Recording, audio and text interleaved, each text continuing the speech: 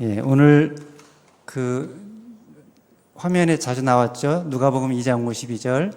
우리 토요학교의 주제의 말씀인데 우리 다시 한번 같이 읽어볼까요?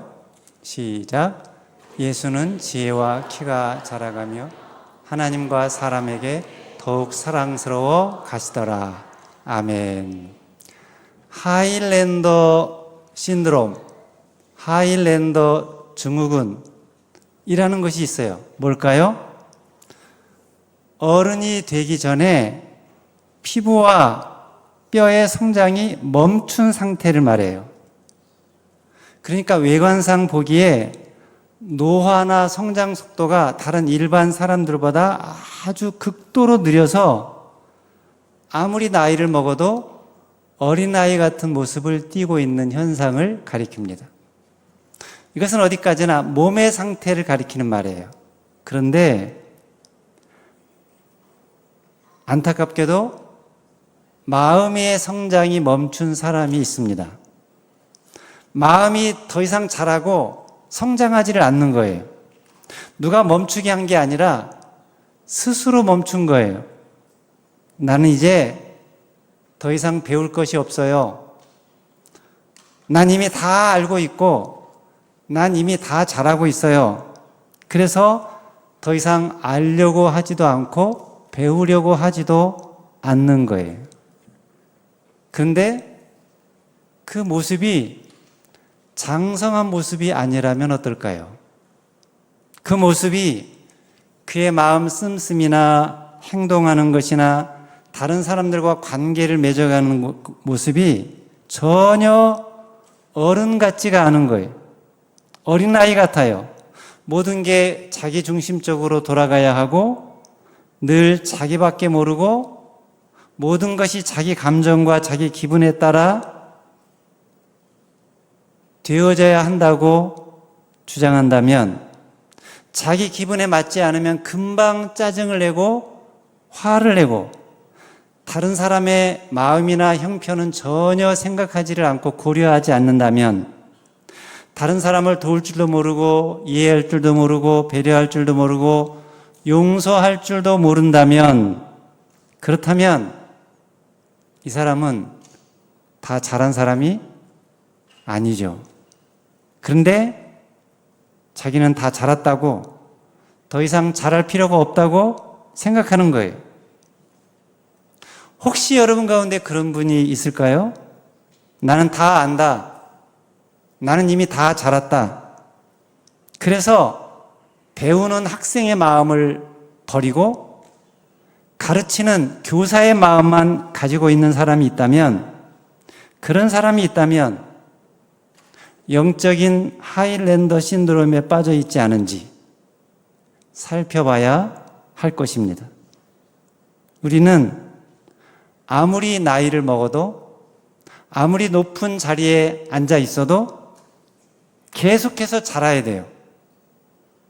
아이만 자라는 것이 아니라 어른도 자라고 노인이 되어서도 자라야 돼요. 왜냐하면 우리의 자라는 목표가 성장 목표가 누구이기 때문에 예수 그리스도이기 때문에 예수 그리스도의 장성한 분량이 충만한 데까지 이르는 것 그것이 바로 우리의 성장 목표이기 때문입니다.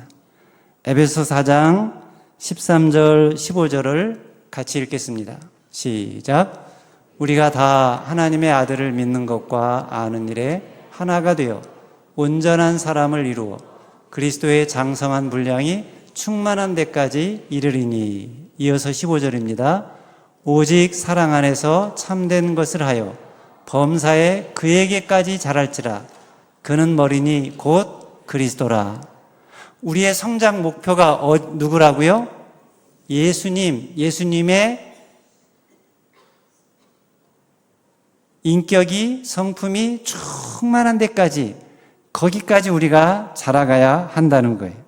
놀라운 것은 예수님도 그런 장성한 자리로 자라가셨다는 거예요.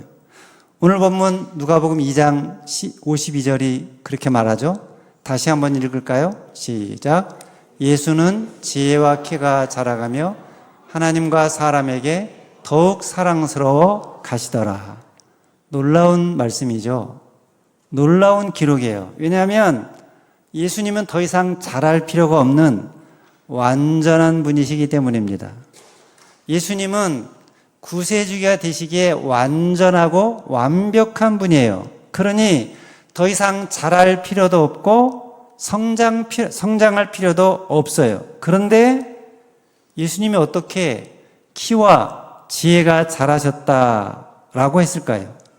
그 이유는 예수님께서, 하나님이신 예수님께서 하나님의 완전함을 포기하시고 자라가는 인간이 되셨기 때문입니다. 그래서 그 키와 지혜가 자라났다고 표현한 거예요. 자, 여기서 지혜가 자라났다라고 했을 때 지혜가 뭘까요?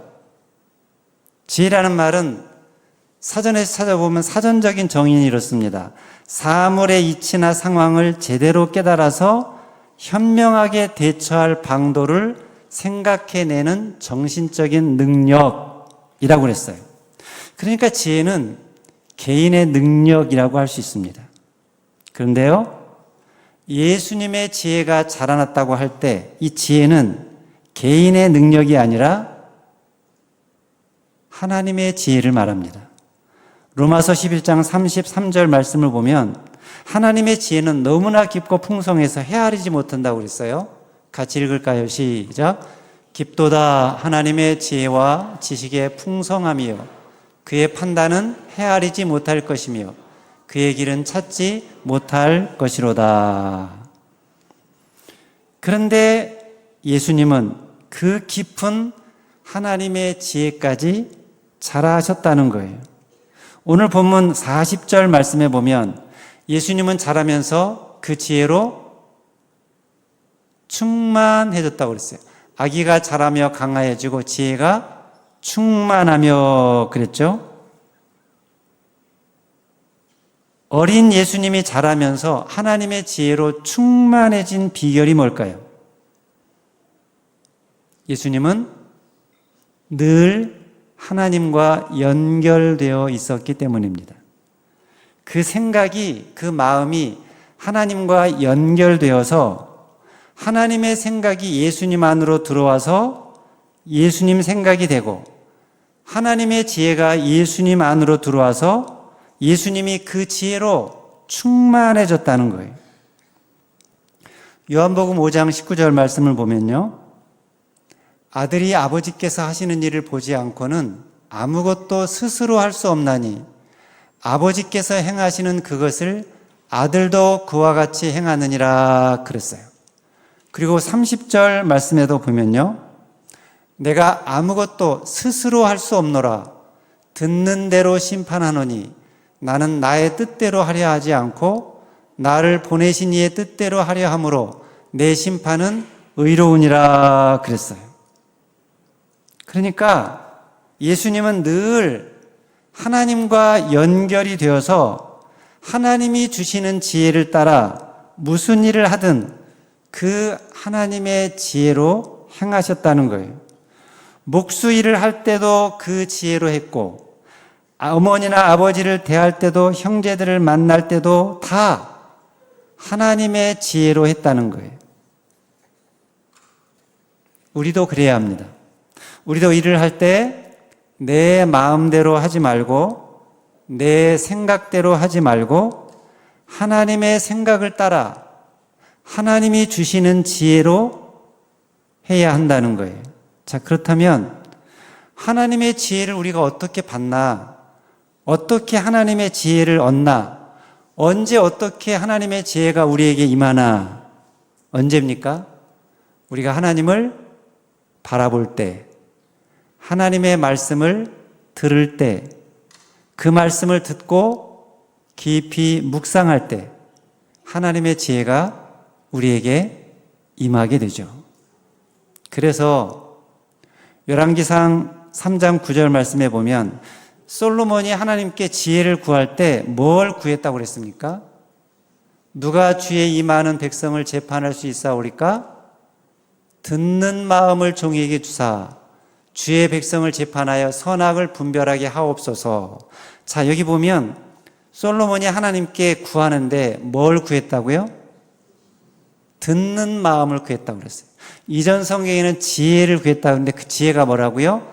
듣는 마음이라고 그랬어요.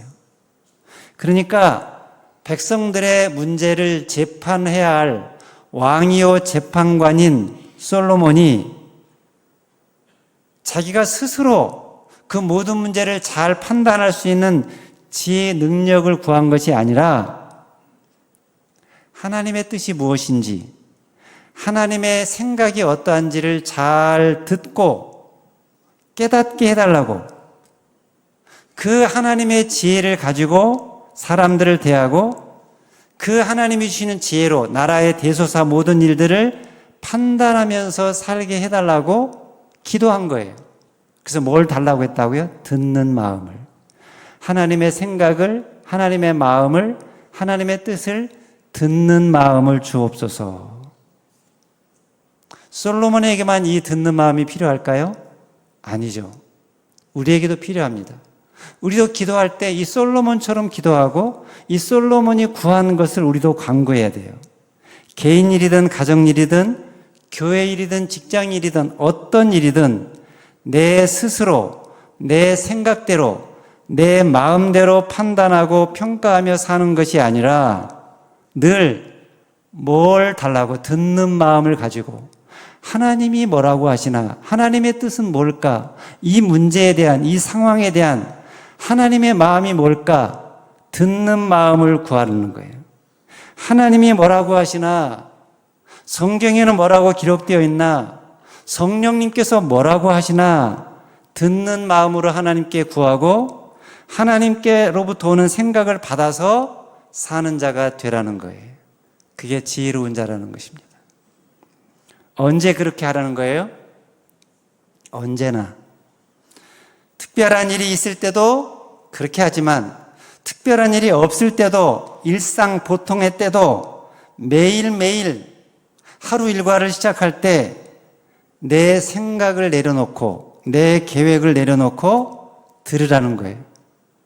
하나님, 하나님의 뜻이 뭘까? 하나님의 마음이 뭘까? 듣는 마음을 가지라는 거예요. 하나님, 나에게 하나님의 지혜를 주옵소서. 그래서 순간순간 하나님의 지혜로 잘 판단하며 잘 헤아리며 살게 주옵소서. 그래서요, 어떤 그룹에서는 회의를 할 때 15분마다 알람이 울리게 장치를 해놨대요. 회의하다가 갑자기 알람이 딱 울려요. 그럼 사람들이 얘기를 하다가 갑자기 다 멈춰요. 그리고 하나님을 생각해요. 그 알람이 울릴 때 이 문제에 대한 하나님의 뜻이 뭘까? 하나님의 마음은 뭘까? 내가 내 생각에, 내 고집에 너무 지금 집착되어 있어서 내 생각대로, 감정대로 지금 주장하고 있지 않는가? 돌아보자는 거예요. 그리고 다시 또 회의를 해요. 하다가 또 15분이 지나면 알람이 울려요. 그럼 다시 또 다 멈춰요. 얘기를 하다가. 그리고 하나님의 뜻이 뭘까를 생각하는. 이렇게 하면서 하나님의 뜻과 하나님의 뜻을 분별하는 그런 연습을 한다고 합니다. 어떤 사람은 개인적으로 자기 휴대폰에 1시간마다 알람을 설정해 놨어요. 1시간마다 알람이 울려요. 그러면 어떤 일을 하다가 알람이 울리면 딱 멈춰요.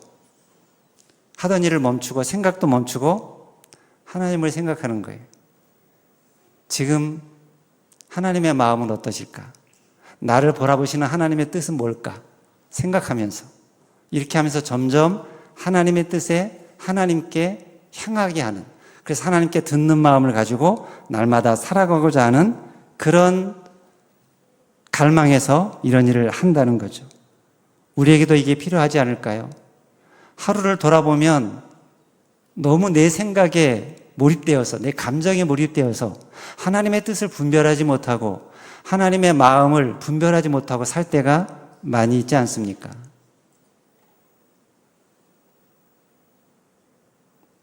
우리는 살아갈 때 점점 나이가 들면 경력이라는 것이 쌓입니다.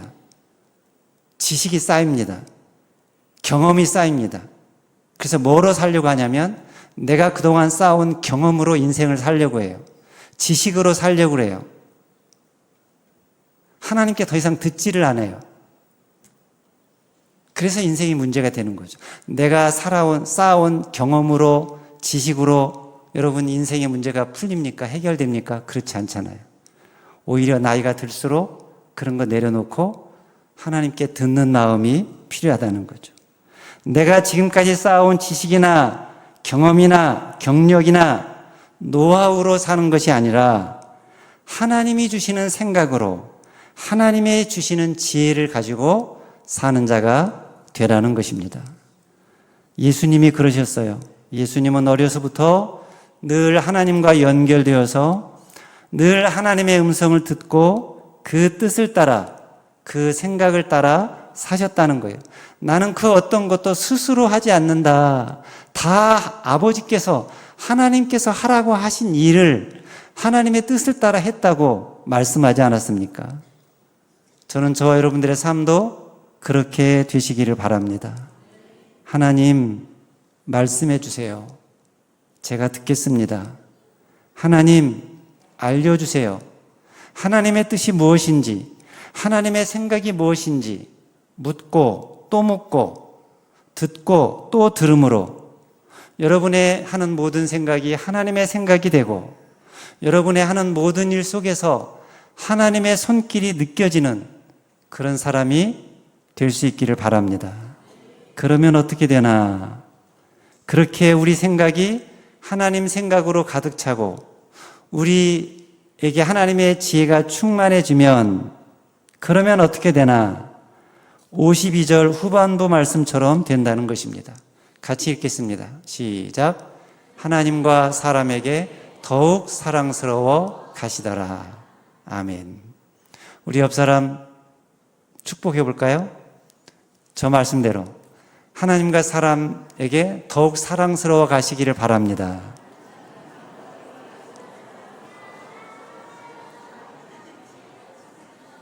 자, 우리는 보통은 누구에게 사랑을 받고 사랑스러워지기를 원하죠? 사람에게 사랑스러워지기를 원하죠. 부모님께 내가 사랑을 받는 자녀가 되고 학교 가면 선생님께, 그죠? 또 다른 사람들에게 사랑받고 싶어서, 그래서 칭찬과 인정을 받고 싶어서, 그래서 어쩌면 공부도 열심히 하는 거고, 그죠? 일도 열심히 하는 거고, 그렇지 않습니까? 그런데 여러분, 사람에게 인정받고 사람에게 칭찬받고 사람에게 사랑스러워지는 것 어떻습니까? 좋은 모습이죠. 좋은 모습이에요. 그런데 사람에게만 사랑스러워진다면 어떨까요? 그럼 그 사람 행복할까요? 사람들에게 인정받고 사람들에게 칭찬받고 모든 만나는 사람들에게 사랑스러워진다면 그러면 행복할까요? 그렇지 않습니다. 왜냐하면 사람 마음속에는 사람이 주지 못하는 영원을 사모하는 마음이 그 마음 중심 속에 있기 때문이에요. 전도서 3장 11절에서 그랬죠. 하나님이 모든 것을 지으시되 때를 따라 아름답게 하셨고 또 사람들에게는 뭘 주셨다고요? 영원을 사모하는 마음을 주셨느니라. 그러니까 영원하신 분, 영원하신 하나님께 사랑을 받고 싶은, 하나님께 인정받고 하나님께 칭찬받고 싶은 그 마음이 속에 있다는 거예요. 하나님을 만났을 때, 하나님께 사랑을 받았을 때 그게 진정 채워지고 만족이 된다는 거예요. 그러므로 우리는 사람에게 사랑받고 사람에게 사랑스러운 사람이 되어야 돼요. 그런데 거기서 멈추면 안 된다는 거예요. 누구에게도? 하나님께도 사랑스럽고 사람에게도 사랑스럽고 날이 갈수록 더욱더 사랑스러운 자가 되라는 거예요. 근데 반대로 거꾸로 가는 사람이 있죠. 어렸을 때는 그렇게 사랑스러웠어요. 그렇게 예뻤어요. 근데 점점 자라면서 사랑스러움이 미움스러움으로 막 바뀌죠. 예수님이 뭐라고 그랬죠? 자라면서 더욱 하나님과 사람에게 사랑스러워 가시다더라. 저는 저와 여러분들도 그렇게 될 수 있기를 바랍니다. 자, 그렇다면 예수님은 어떻게 하심으로 하나님과 사람에게 더욱 사랑스러워 가셨을까요? 그 이유를 오늘 본문 52절에서 확인할 수가 있습니다. 51절을 같이 읽겠습니다. 시작. 예수께서 나사렛에 이르러 순종하며 받드시더라. 그 어머니는 이 모든 말을 마음에 두니라. 자, 여기 보면 예수께서 함께 내려가사 나사렛에 이르러 뭘 어떻게 했다고 그랬죠?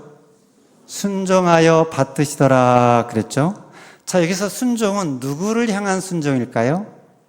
당연히 1차적으로는 부모에게 대한 순종이겠죠. 그리고 또한 하나님에 대한 순종입니다. 부모에게 그리고 하나님께 순종하여 받드시는 모습, 이게 공생의 사역을 시작하기 전에 어린 시절에 청소년기, 청년 시절에 예수님의 모습이라는 거예요. 가정에서부터 자신에게 맡겨진 이 일을 하는 자리에서 모든 일을 순종하여 받드셨다는 거예요. 저는 바로 이 모습이 어린 예수님께서 하나님과 사람에게 더욱 사랑스러워 가신 중요한 이유라고 생각합니다. 예수님은 자기가 누구인지 자기의 정체성을 알았고 아는 대로 하나님의 지혜를 따라 행한 것이 너무나 중요한 일이지만 그에 못지않게 중요한 것이 있는데 자기 육신의 부모도 순종하여 받들었다는 거예요. 예수님은 하나님의 아들로서 그리고 한 가정의 아들로서 부모에게 순종하셨다는 거예요. 하나님의 아들로 성전에 머물며 사역하셨고 한 가정의 장남으로 부모를 순종하여 받드셨다는 것입니다. 여러분, 이것은 결코 쉬운 일이 아니에요. 왜냐하면 예수님은 이미 율법 선생들까지도 놀랄 정도의 놀라운 지혜를 어려서부터 가지고 있으셨기 때문이에요. 그런 예수님이 선한 것 하나 없는 촌 나사렛에서 사역에 대한 모든 욕심을 다 내려놓고 아버지를 도와 목수 일을 한다는 것, 그 뜻을 받들어 순종했다는 것, 쉬운 일이 아니었을 것입니다. 왜냐하면 능력이 있으면 그 능력을 사용하고 싶은 것이 사람의 본성이기 때문입니다. 더 유명해지고 더 높아지고 더 존경받고 싶은 본성이 있기 때문이에요. 그런데 예수님은 그 모든 것을 다 내려놓으셨다는 거예요. 얼마 동안요? 지금 이 이야기가 12살 때니까 예수님이 30세부터 공생의 사역을 시작했으니까 몇 년 동안? 18년 동안이나. 본격적으로 공생애를 시작하는 30살이 될 때까지 18회 동안 모든 칭찬과 명예를 다 내려놓고 시골 나사렛에서 오직 가정에 충실하며 부모에게 순종하며 부모를 받들며 지내셨다는 것입니다. 물론 이렇게 하신 것은 아직 하나님께서 정하신 공생의 사역의 때가 시작되지 않았기 때문이기도 하지만 그동안에 부모를 순종하여 받드는 것이 하나님의 뜻이기도 했기 때문에 그렇게 하신 것입니다. 요한복음 6장 38절을 보면 예수님이 그러셨잖아요. 내가 하늘에서 내려온 것은 내 뜻을 행하려 함이 아니요 나를 보내신 이의 뜻을 행하려 함이니라. 예수님은 그것을 어린 나이에 이미 아셨고 그래서 하나님의 뜻을 따라 사셨는데 12살의 성전에 머물렀던 것도 그곳에서 하나님 말씀을 가르쳤던 것도 그리고 부모를 떠나 나사렛에 내려가서 18년 동안이나 순종하여 받드셨던 것도 다 하나님의 뜻을 따라 행한 일들이었다는 것입니다. 그러니까 예수님은 어떤 것 하나도 하나님의 뜻에서 벗어나지 않으셨다는 거예요. 인생 전체가 하나님의 뜻을 이루어가는 과정이었다는 거예요. 그게 하나님과 사람에게 더욱 사랑스러워 가시는 과정이었다는 거예요. 저는 저와 여러분도 하나님과 사람에게 더욱 사랑스러워 가기 위해서 예수님처럼 행하시기 바랍니다. 나에게 맡겨진 일을 성실하게 행함으로 부모님에게, 나에게 허락하신 권위자들에게 그 뜻에 순종함으로, 그 뜻을 잘 받들므로 그분들에게, 그리고 하나님께 더욱더 사랑스러워가는 분들이 여러분 되시기를 바랍니다. 그러기 위해서 필요한 것이 있는데 은혜입니다. 하나님의 은혜입니다. 오늘 본문 40절을 보면 예수님이 하나님과 사람 앞에서 더욱 사랑스러워 가신 근본 이유를 이렇게 말합니다. 같이 읽을까요? 시작. 하나님의 은혜가 그의 위에 있더라. 그러니까 예수님이 하나님과 사람에게 더욱 사랑스러워 가신 이유는 예수님이 하나님의 은혜 안에서 자라셨기 때문이라는 거예요. 늘 그 위에 하나님의 은혜가 있었고, 늘 그 마음이 하나님의 은혜로, 하나님의 사랑으로 채워졌다는 말이에요. 그래서 그 은혜가, 그 사랑이 다른 사람들에게 흘러가는 통로가 되셨다는 말입니다. 그래서 하나님과 사람에게 더욱 사랑스러워 가졌다는 거예요. 저는 저와 여러분들도 그렇게 되시기를 바랍니다. 여러분, 다른 것이 아니라 늘 은혜를 사모하십시오. 늘 은혜 안에 거하십시오. 내가 하나님의 큰 은혜 안에 거하고 있다는 믿음을 가지고 매일매일 나는 혼자가 아니다. 하나님이 나와 함께 하신다. 하나님의 은혜가 늘 내 위에 임하여 있다라는 믿음을 가지고 그 은혜로 가득 차서 그 은혜를 전하며 나누며 베풀며 은혜의 통로로 살아갈 수 있기를 바랍니다. 그래서 어려서 뿐만 아니라 자라서도 더욱더 나이가 들수록 하나님과 사람 앞에서 더욱 사랑스러워지는 그런 복된 인생의 주인공들, 저와 여러분들 다 되시기를 주님의 이름으로 축원합니다.